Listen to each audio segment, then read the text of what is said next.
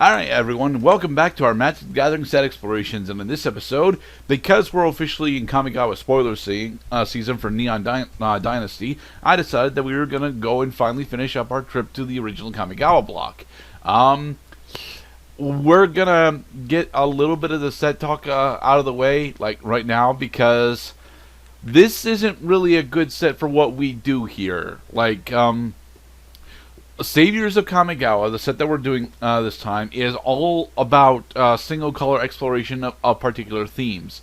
The themes that it specifically wants to go for are relatively straightforward when you go monocolored, but trying to mix colors in this set is not exactly the best of things. Rakdos specifically gets absolutely screwed over by the fact that it wants to do something that aggro it cannot actually do, and yeah, it gets punished for it pretty heavily. I'm going to be running Simic this time around, which means that I've got it's effectively Spirits and Flyers, but just not as good as Spirits and Flyers as I would like. And I'm doing Boros. Boros. So you've got life gain stuff, right? Lots of life gain stuff. Oh yeah. Well, not this. Yeah, and some of it is color specific, thanks to White's preoccupation with life gain, as it follows through on the core Magic the Gathering theme. This very Japanese theme set. Using words well, like that's because that's Kamigawa draws a lot from Japanese folklore, specifically Onis and demons. All right, are we ready? Ready is a word. All right, let us begin. Because I just came to the conclusion that no matter what I did, I don't think this deck was going to really, peter out to be much of anything. Hey, I actually won the die roll. Haha. Yay. I'm going to keep this hand. All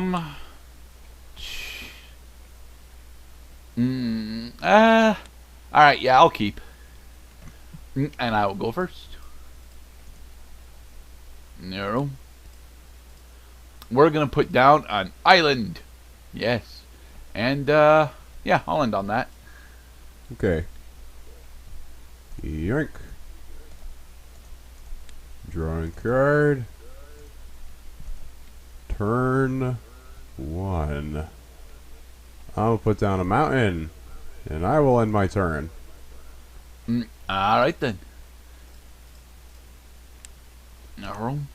Booyah! Alright. I'm going to put down a forest, and then I will spend 2 in order to cast the Ghostlit Warder. Haha! It's a 1/1, and allows me to channel a bunch of mana and tap it in order to counter spells. Well, you have to discard it. No, well, that's what the channel keyword is. As long as it's on the field, I can spend 4 mana in order to attempt to counter spells, rather. Right, the counter keyword. Gotcha. I'm going to put down a Plains, and I'm going to pay 2 for the Ivory Crane Netsuke. Alright. This card is not going to actually, no, it is not going to trip at the beginning of my next turn, because I only have 6 cards in my hand, and it requires that I have 7 or more. A lot of the cards in this set stipulate that effects will only activate as long as you have 7 or more cards in your hand. Well, not a lot, but enough of them do. Enough of them to be noticeable, yes. Okay. Alright, so I'm going to put down another island, and then I'm going to spend 3 in order to cast the Elder Pine of Jukai. Nice. Alright, and then I'm going to swing at you for 1. 1 is dealt. Okay, then, and I will end. Now, I have to keep to a strategy, so that means that I have to make some really weird choices at times. Like ending my turn without even making a land play. Ooh. Because now at the beginning of my next turn, my Ivory Crane activates. But is it really worth the +1 life, Mr. Cloud? It's not, no, +4? Are you effing kidding me? Well, I have 3 damage on board right now. Yeah, then I'm going to begin my next main phase with 20 life. Go ahead. Well, if you say so. I'm going to spend 2, and I'm going to put down another Ghostlit Warder. Okay. And because I put down a Spirit, my Elder Pine of Jukai activates. I get to reveal the top 3 cards of my deck. Oh, yeah. And I get to put all the land cards revealed this way into my hand. You see, that is useful. That is really useful. And the rest go to the bottom of my library. Move to... My recorder's in the way. Move to bottom of library. Okay. Horse. Alright, and so I will swing at you for 3. Thunder Horse. Thunder Horse. Alright, and I'll end. Alright, let's count it. Beginning of upkeep time, I do have 7 cards in my hand, so I gain 4 life points. Draw a card. Okay. For my next prey, I'm going to put down a mountain. And I'm going to end my turn again. Ooh, but now it's at +0, Mr. Cloud.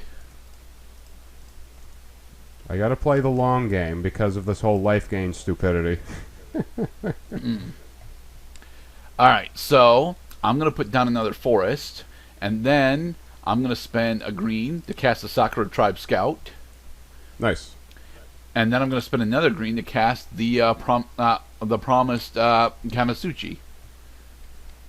Put land card from your hand into play, and Soul Shift 7. Nice. Alright, then I'm going to swing at you for 4. Okay, A lot of the creatures in this set are really, really tiny. the Curtain of Light. Okay. On your power 2 creature. It is not blocked right now. Now it is blocked. And blocked creatures deal 0 damage to the defending player. Okay. And I also draw a card. So you take 2. And I take 2 from your unblocked creatures during the damage step.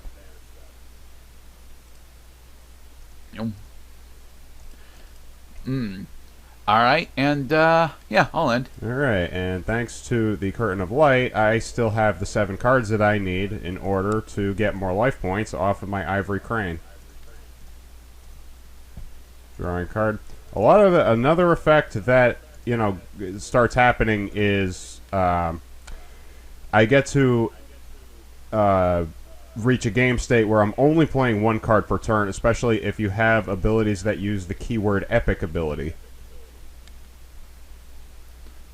Is the epic stuff here? There is epic stuff in Saviors. Oh yeah, you better believe it. Okay, I didn't look through the set as well as I was supposed to. So all right, I'm gonna cast for 1 right. Glitterfang. It's a 1/1 with haste, and it has at the end of turn return Glitterfang to its owner's hand. I am gonna swing into you for 1 with haste. Are you gonna block it? I'll take 1. You took 1. Okay, wonderful. I'm going to end my turn, at which point the Glitterfang goes back to my hand, and boom, I got 7 cards in my hand again. Alright then, my move. Okay, so, I'm going to put down a forest, then I'm going to spend 5 in order to cast the Cloudhoof Kirin. Because I cast the Spirit, Elder Pine of Jukai activates. No, oh right, the Elder Pine. I thought you were going to say for itself. It does not count itself because it had to be on the board first. Alright, and Elder Pine of Jukai allows me to put this forest into my hand. Nice. And these 2 go to the bottom of my library. Secret Keeper. No. Next, I can tap my Sakura Tribe Scout in order to put down another forest. Nice. Alright, so... yeah, I'm gonna swing at you for, let's see, 6. No, it's 5. It's 5. Okay, so I take 5 damage from the unblocked creatures. Very nice. And yeah, I'll end. Okay, beginning of upkeep time. I check my hand size. Indeed, I have 7 or more cards, so I gain 4 life. Yank. Alright. I'm going to play, for 2, another Ivory Crane Setsuke. Ooh. So now I gain 8 life every time I end the turn with that many more cards in my hand. Hell yes. I'm going to end my turn. But I already have 9 on the board, Mr. Cloud. This is going to hurt. Alright. I'm going to put down an island. And next, I'm going to spend 3 1, 2, 3. In order to cast Freed from the Real and attach it to my Cloud of Kirin. Nice. Then I'm going to tap my Sakura Tribe Scout in order to put down another island. Nice. Yeah. Alright. So, I'm going to swing at you for 1, 3, 4, 5, and 9. Okay, so I take 9 damage. I am down to 12. Alright. And during my main phase 2, I can spend a blue in order to untap my Cloud of Kirin. Nice. Aha. Very cool. Alright. Freed from the Real is a great utility enchantment. I love this thing. I have 7 cards. I gain 4 for each Ivory Crane Netsuke I have in play. Yep. Drawing card. Awesome. Okay. Let's see. I gotta think about this for a second.